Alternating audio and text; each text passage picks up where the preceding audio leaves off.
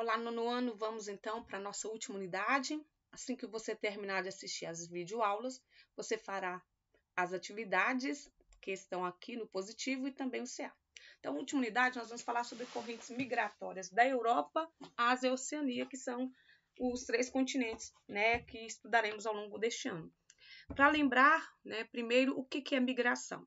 Migrar significa deslocar do seu lugar de origem para uma outra região em outra parte do mundo, né? Então, aqui você está vendo o que é muito típico nos dias atuais, né? Aqui no rodapé está mostrando refugiados com destino à Alemanha, em uma estação de trem em Gelsheim, na Hungria, em 2015. Então, para começar, a gente precisa entender, né, que eu tenho tipos diferentes de imigrante. Um que é muito comum é esse que nós chamamos de um imigrante que é refugiado. O que é a diferença? Migração é um estado natural de todas as pessoas. Todo ser humano, desde que ele surgiu sobre a Terra, ele desloca de um lugar para outro. Né? Nós podemos mudar de cidade, podemos mudar de estado, né? Podemos mudar de país. Isso é natural ao ser humano. Agora, então, quando você sai do Brasil e muda para um outro país, quando você está deixando, você está se tornando aqui no Brasil um emigrante, porque você está no sentido externo, ó, emigrando, você está saindo daqui para mudar para outro país. Se você, né, saiu daqui para mudar para Portugal, então você está emigrando do Brasil, mas quando você chega em Portugal, você tornou-se um imigrante. Um imigrante brasileiro, ou seja, você saiu do Brasil, emigrou, agora lá em Portugal você é um imigrante. E isso acontece naturalmente. É claro que hoje em dia nós vamos ter países que aceitam naturalmente a chegada de um estrangeiro, de um imigrante, e países, né, que estão fazendo um cerco bem fechado, né, que estão criando políticas para dificultar a entrada desse imigrante. Quer um exemplo? Os Estados Unidos, né, que é um país alvo de imigrantes do mundo inteiro, porque o modo de vida americano, ele atrai, né, a moeda, que é o dólar, a moeda deles, ela tem um valor altíssimo no mercado. As pessoas, então, têm o sonho de ter aquele padrão de vida estadunidense, né, trabalhar e ganhar bem e ter como consumir tecnologias, ter um modo de vida que parece ser realmente um sonho. Então, esse sonho alimenta imigrantes do mundo todo esse desejo de ir morar lá. Também não é bem assim, né? Um sonho que nem sempre é real. Mas o fato é que, como o país atrai, né? O país atrai esses imigrantes, ele é um país que tem um número muito grande de imigrantes vivendo no seu território. E isso também causa problemas para o governo, né? Porque ele é obrigado a cuidar de toda a população, nativa e imigrante, porque esse imigrante ele vive ali, ele trabalha, ele consome.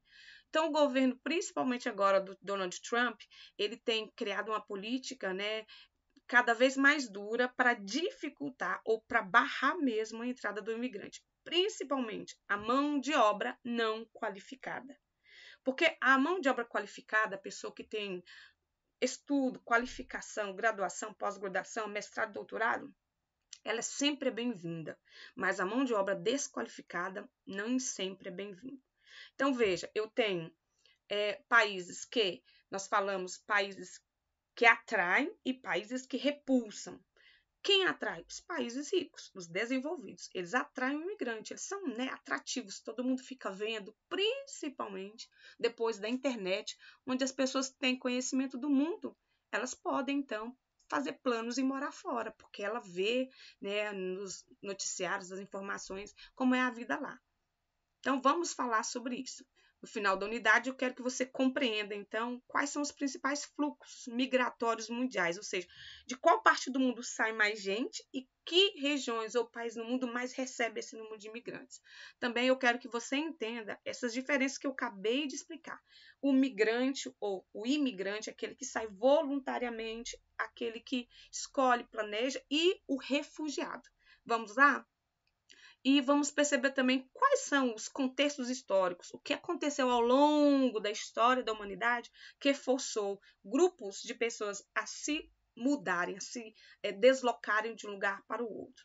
E é óbvio, né, que você chegue no final dessa unidade conseguindo fazer uma análise, né, desses deslocamentos, né, por fronteiras e relacionar que esses deslocamentos nem sempre são pacíficos. Por causa disso tudo é que nós vamos ter uma série de tensões, de conflitos e problemas que envolvem, no caso, esses 3 continentes, Ásia, Europa e Oceania.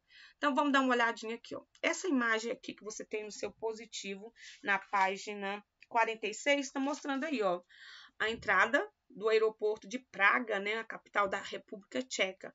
Uma seta indica a fila exclusiva, à direita é só para os cidadãos da União Europeia e à esquerda deve se direcionar aos cidadãos dos demais partes do mundo. Por quê? Na verdade, a União Europeia, ela criou a partir, né, desse bloco, depois de muitos anos do bloco existir, ela criou um acordo em que os países, tanto do bloco até outros que não eram do bloco, assinaram um documento, né, que ficou conhecido como Tratado de Schengen. Esse Tratado de Schengen, ele deu o direito para as pessoas, os países que assinaram esse acordo, que entre esses países, as pessoas podem circular livremente. Se elas são de origem, né, de algum desses países signatários desse acordo, ou seja, países que concordaram com esse acordo, elas não precisam de visto, elas não precisam, né, quando chegar no aeroporto, esperar que seu passaporte. A fila delas é diferente aqui, ó, para EU, chama o que? European Union, né? Para a União Europeia, né, os passaportes são diferenciados e aí a entrada e a saída também é facilitada, ok? Então, as correntes migratórias, ou seja, pega o seu marca-texto e marca aqui o que é migração. Aqui está uma definição, ó, deslocamento populacional de um indivíduo ou de um grupo de pessoas, né, que sai do seu território e vai para outro lugar. E aqui fala, isso faz parte da história da humanidade desde que o homem surgiu na Terra. Veja o mapa agora dos fluxos migratórios internacionais, no intervalo de 2010 até 2005. Então, em 5 anos, e esse dado já tem 5 anos, né, sem atualização. A largura da seta indica, né, onde a quantidade é maior. Entre regiões, tá vendo aqui, ó, entre a América Latina e a América do Norte, um fluxo bem grande. Entre aqui, ó, Ásia e Oriente Médio, maior ainda o fluxo. Entre Ásia e Europa, também um fluxo intenso. Entre a África e a Europa, também um fluxo grande. Então, a largura das setas indica que aqui eu tenho um deslocamento de imigrantes bem grande. E pelo fluxo você vê que é de 4 milhões a 2 milhões, a 1 milhão, a 500 mil pessoas, tá? Agora, olha só para você ver. Começando pela Ásia, né? Vamos falar primeiro do caso asiático. A Ásia, ela é o continente que abriga o maior número de imigrantes. Pega o seu marca-texto e marca aqui, ó. São 80 milhões de pessoas que vivem na Ásia, mas não são de nenhum país asiático, tá? Esses países que atraem, né, são os países de maior crescimento e desenvolvimento econômico. Japão, China, Coreia do Sul, tá? Os países do Oriente Médio, ali, que inclui a Arábia Saudita, os Emirados Árabes, né, o Kuwait. Esses países todos que eu citei são asiáticos e eles atraem muito imigrante. Muitas vezes, esses 80 milhões de pessoas, né, que são os imigrantes, saíram do próprio continente e foram para esses países mais ricos, tá? O cenário, você está vendo aqui, ó, a Ásia, olha lá, a barra em azul foi o número de imigrantes de 2000 e a verde de 2017. 17 anos depois, você vê que todos os continentes teve um aumento bem considerável de imigrantes, né? Então, veja, a Ásia tem quase 80 milhões, está lá, 79,6. A Europa está em segundo lugar, é o continente que mais recebe, que mais tem imigrantes, praticamente eu posso dizer 78 milhões. A América do Norte, mais claramente os Estados Unidos, mas aqui o Canadá também recebe um número bem considerável, já tem, olha para você ver, 58 milhões, né? A África também recebe, dentro do próprio continente, os imigrantes dos países mais pobres procuram países africanos com a melhor condição. A África também tem lá 15 milhões de migrantes. A América Latina cai bastante, quando a gente compara a América Latina, então, ela tem o quê? De imigrante, ela tem 9 milhões e meio que ela recebe, a Oceania 8 e assim por diante. Agora, Esses aqui, ó, imigrantes, né? Quer dizer, da Ásia, 80 milhões, né? São de outras partes, olha só, número de imigrantes, né, que se deslocam ali, tanto internamente dentro do continente como de fora do continente. Agora, quais são os países que mais atraem esses imigrantes, as pessoas em deslocamento? Tá? Principalmente hoje, né, que a gente acompanha aí a questão econômica, a questão a pandemia tem parado agora, né? A pandemia barrou essa migração porque não tem voos aéreos, né? Tudo está fechado, as fronteiras, as pessoas precisam hoje ficar em casa. Então, nesses 3, 4, 5 meses em que essa pandemia pode ainda estar afetando o mundo, esse número de imigrantes vai paralisar, né? Tem muita gente também, como a gente acompanhou, que conseguiu, ele era imigrante num país, por exemplo, brasileiros que estavam em Portugal pediram ajuda ao governo, né, brasileiro para voltar. Né? Eles eram imigrantes lá e alguns voltaram. Aconteceu também com os brasileiros que moravam na China. Logo no início da pandemia, eles pediram ajuda ao governo e eles conseguiram voltar para o Brasil. Tá? Agora, então vamos entender, essas pessoas mudam. Por que elas mudam? Por que eu tenho 80 milhões, né, de asiáticos e que são 80 milhões de pessoas que foram de outra parte ou movimentaram ali dentro do próprio continente? Tem aqueles que mudam livremente, por decisão própria, e tem aqueles que são obrigados. E quais as questões que obrigam as pessoas a mudarem? Pode ser guerra, pode ser conflito político, pode ser perseguição política, perseguição religiosa, pode ser perseguição étnica, que é aquela questão da raça, né? Imagina o negro que sofreu muito isso, né, no século XVIII lá na Europa, e sofre um pouco mais menos, né, por questão de etnia, né, ter o preconceito, que nós chamamos de xenofobia, a não aceitação do outro, né, da origem do outro. Então você vê que essas condições, ó, guerra civil, guerra, conflito, perseguições políticas, perseguições religiosas, perseguições étnicas, né? Tudo isso são motivos que fazem com que as pessoas sejam obrigadas a mudarem, a se deslocarem. E quando elas são obrigadas a se deslocar, elas, nesse caso, que é guerra, perseguição política, religiosa, né, ou étnica, elas se tornam, nesse caso, refugiados. E existe um acordo que a ONU, né, assinou junto com a gente fala o comissionado das Nações Unidas, que chama ACNUR. O comissionado das Nações Unidas, ele usa esse termo, então, refugiado, para designar esse imigrante que está correndo risco de vida. E aí, se ele é considerado imigrante, ele tem o direito de entrar no país legalmente. Vê a diferença. Um refugiado, ele recorre ao governo daquele país e ele consegue, na maioria das vezes, entrar legalmente. Muitos imigrantes, eles se deslocam ilegalmente. Vamos dar um exemplo? Muitos brasileiros que estão morando nos Estados Unidos foram na embaixada, né, dos Estados Unidos aqui em Brasília ou em São Paulo, fizeram uma entrevista, né, foi com seu passaporte, fizeram uma entrevista e falaram, olha, eu tenho tantos dólares aqui e eu vou fazer turismo, vou ficar lá 3 semanas. Aí, né, tinha dinheiro, né, tinha condição, ele ganhou um visto no passaporte, dando o direito a ele ir para lá. Só que ele já foi com um plano, ele foi com visto de turista, mas ele planejou que ele ia ficar lá.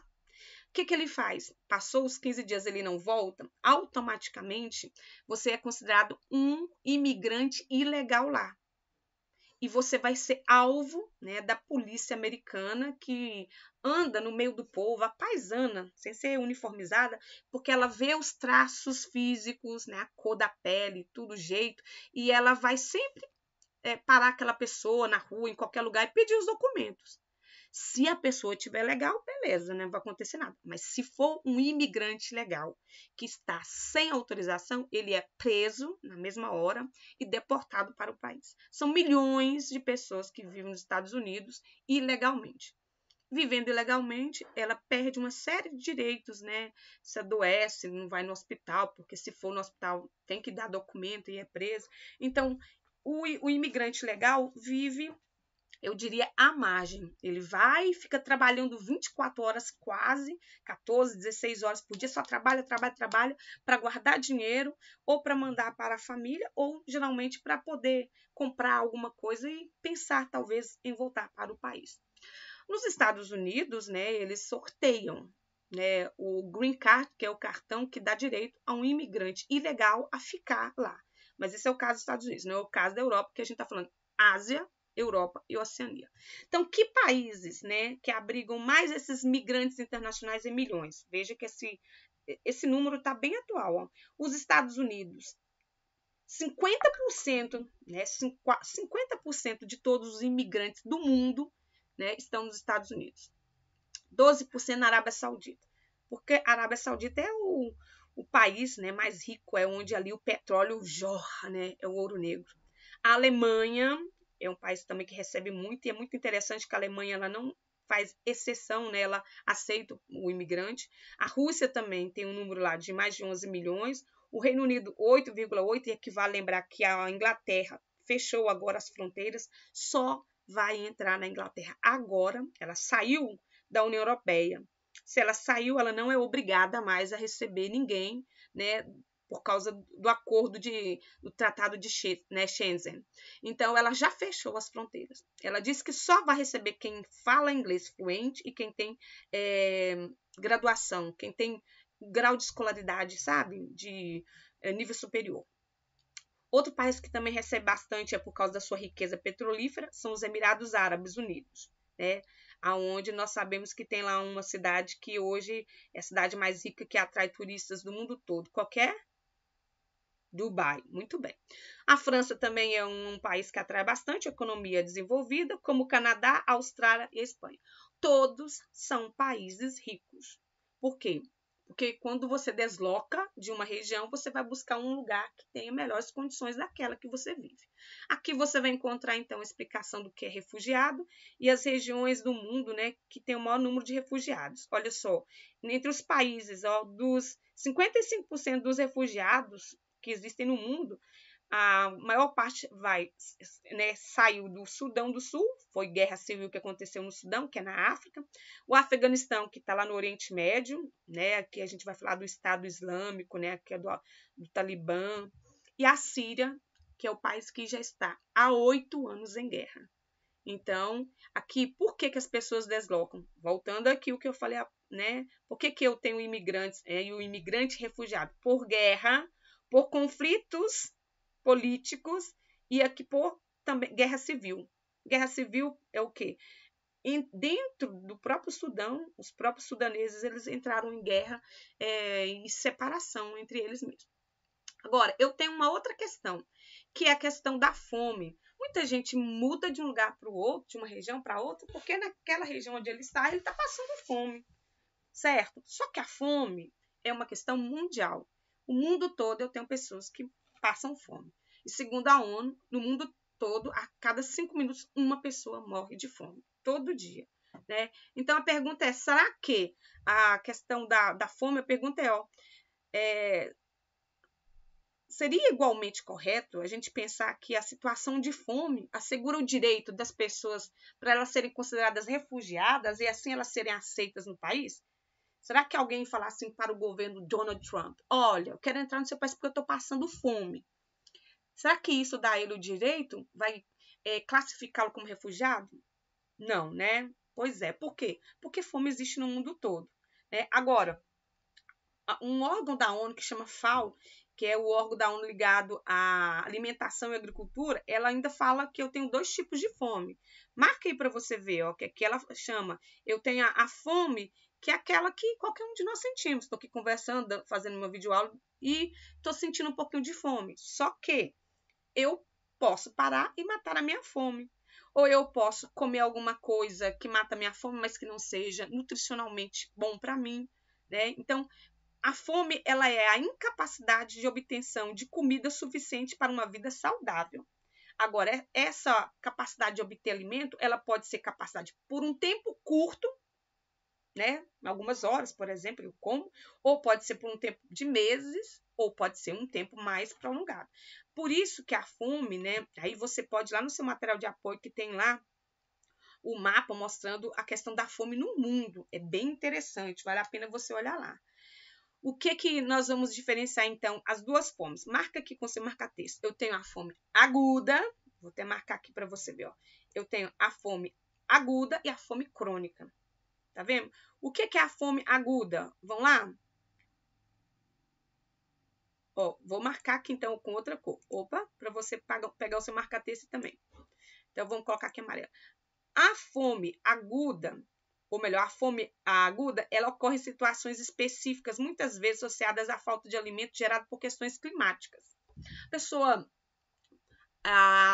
plantaram, né, a safra do arroz, do feijão, da soja, do milho, e por questão climática não choveu, a safra toda, né, acabou, foi destruída. Então a lavoura foi destruída, ou pode ter acontecido a guerra, acabou com a lavoura.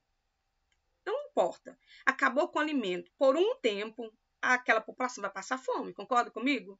Porque até plantar de novo e esperar colher, vai faltar alimento. Se tiver uma reserva, ótimo. Mas mesmo assim, aquela reserva também vai acabar. Só que essa fome aguda, ela pode ser o quê? Olha só. Vou marcar aqui. Ela pode ser solucionada num curto período. A fome aguda pode ser solucionada. Já a fome, que a gente chama, né, a fome crônica, olha lá para você ver. A fome crônica, não. Ela é causada por situação, né, maior, não é momentânea e as pessoas não vão conseguir resolver esse problema por muito tempo, tá? Então aí a fome crônica ela leva à morte de milhões de pessoas. Em determinados momentos da história foi pior. Como assim? Olha para você ver. Na década de 20, né, políticas implantadas na União Soviética, que era aquele grupo de países que juntos formavam a URSS, está lembrado? O governo tomou todas as propriedades rurais. Todas as propriedades rurais eram dele. Logo, era ele que tinha que cultivar todas as terras. E no início deu certo. As máquinas eram boas, a tecnologia da época permitia que plantasse, que colhesse né, um resultado bom, a população tinha o que comer. Só que com o passar do tempo, o governo deixou de investir na agricultura, deixou de investir em tecnologia, e aí ele começou a ficar com tudo obsoleto. Quer dizer, máquina velha, tecnologia velha. As lavouras começaram a cair na produtividade.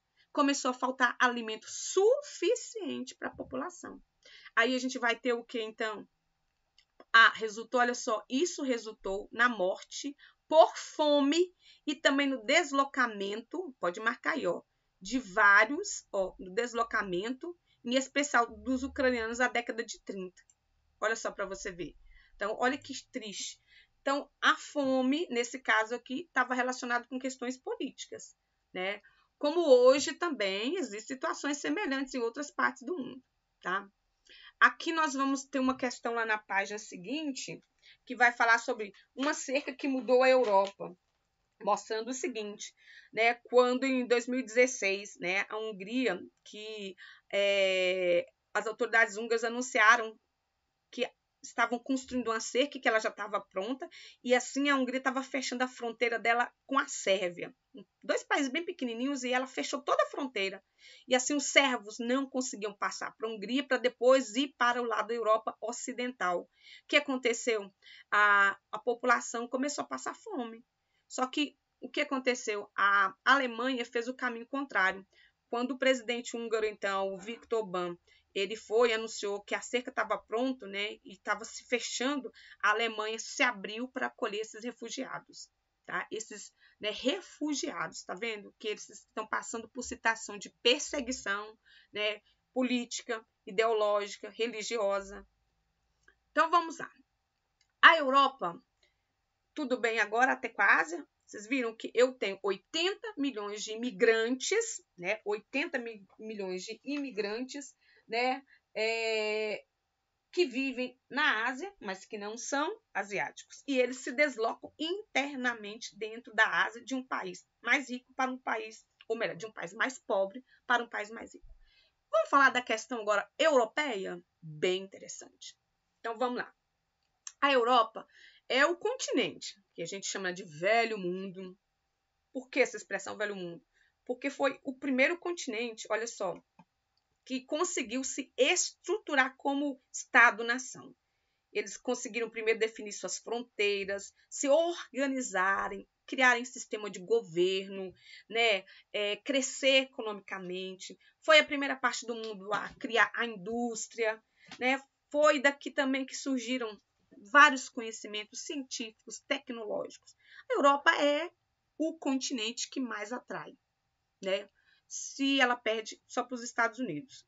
Porque o continente também, a gente pode ver que os 53 países que formam a Europa são territórios bem pequenininhos, mas é um continente extremamente desenvolvido.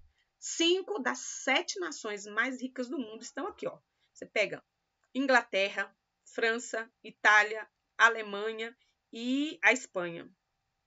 Depois, fora fica Estados Unidos e Japão. Os 7 países, né, mais ricos do mundo, o grupo do G7. Tá? 5 aqui, então aí você tem uma ideia. Então, a maior parte dos países de origem de emigrante, olha atenção, olha o termo, marca aí, ó, emigrante. Lembrou o que é imigrante? Emigrante significa de onde você está saindo e aonde você chega, você é um imigrante. A maior parte dos imigrantes saem daqui, ó. Tá vendo essas setas aqui? Saem do que nós chamamos aqui, ó. Olha aqui essa seta da Polônia, da Romênia, tá? Da Bulgária. Então, esses países aqui, ó, você tá vendo a seta partindo daqui, daqui, daqui, daqui? Então, essas setas mais largas que saem da Europa Oriental. Europa Oriental, vale repetir novamente, são o bloco de países, né, que faziam parte da ex-URSS. Né, os países que até 1991 formavam a República, né, dos Países Socialistas, URS, União das Repúblicas Socialistas Soviéticas.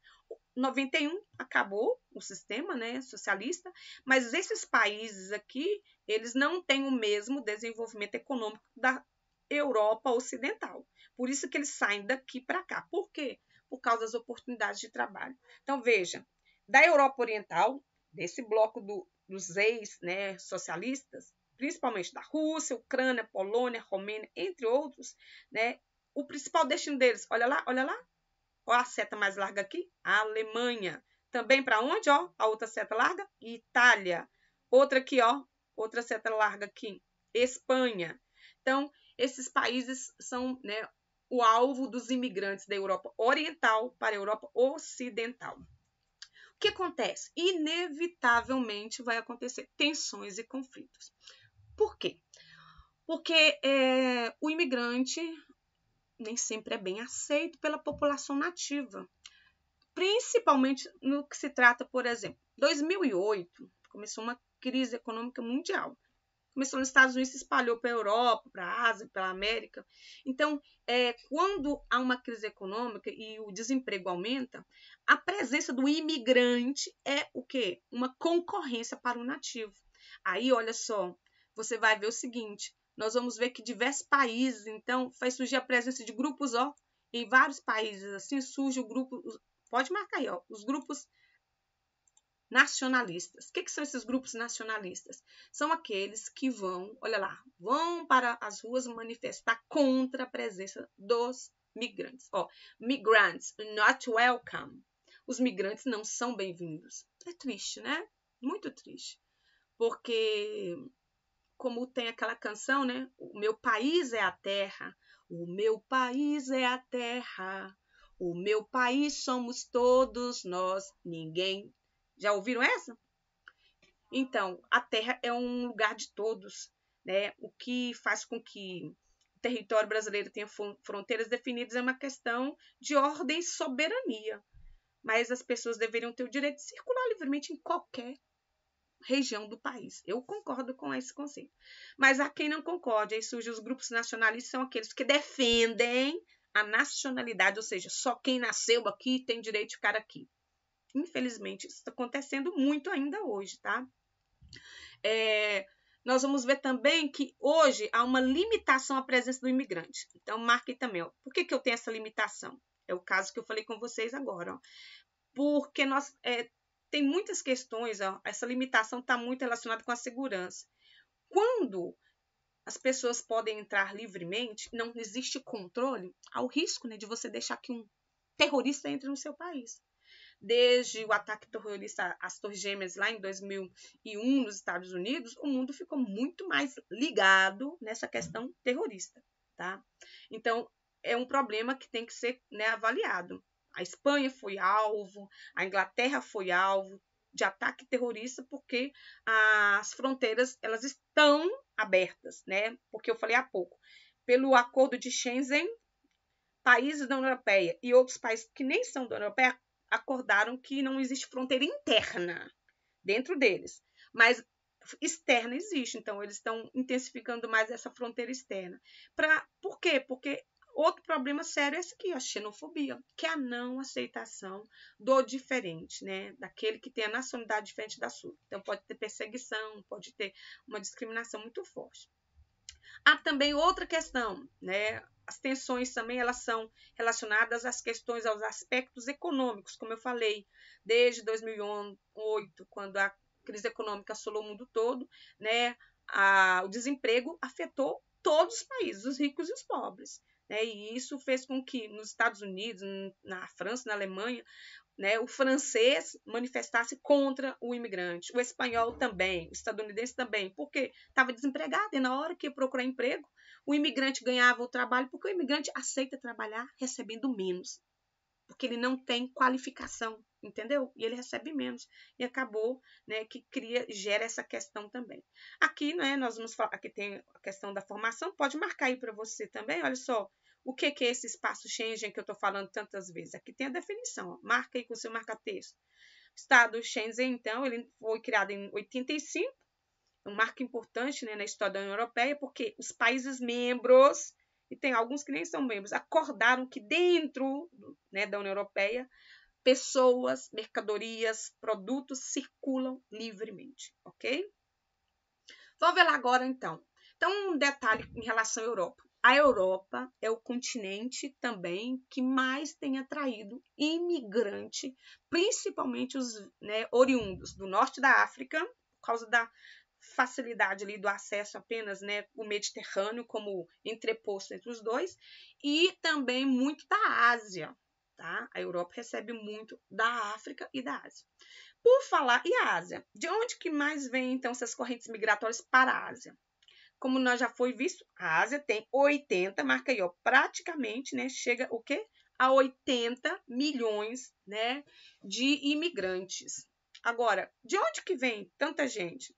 Os principais destinos, marquei, os principais destinos dos migrantes asiáticos. Agora vamos ver os migrantes asiáticos saindo. Os migrantes asiáticos saem para onde? Marca aí, ó. Os principais destinos dos migrantes asiáticos são, para onde que eles vão? Bom, para onde que eles vão marcar? Vão para onde? América do Norte, Oceania e para a Europa. Olha para você ver. 80 milhões de imigrantes, eles se deslocam internamente, mas eles deslocam também para fora de outros continentes.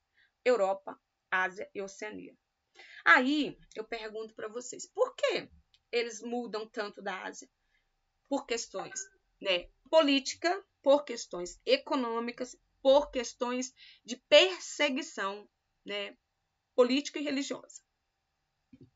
Principalmente, esses números de imigrantes que saem da Ásia vão para onde? Aqui, ó, quando eu falo os fluxos de migrações internas, porque esses aqui saem para fora, né, para a Europa, para a Ásia, para a Oceania.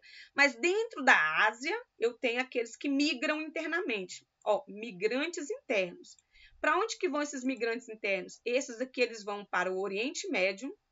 Por quê? Porque o Oriente Médio, lembra? Por que o Oriente Médio?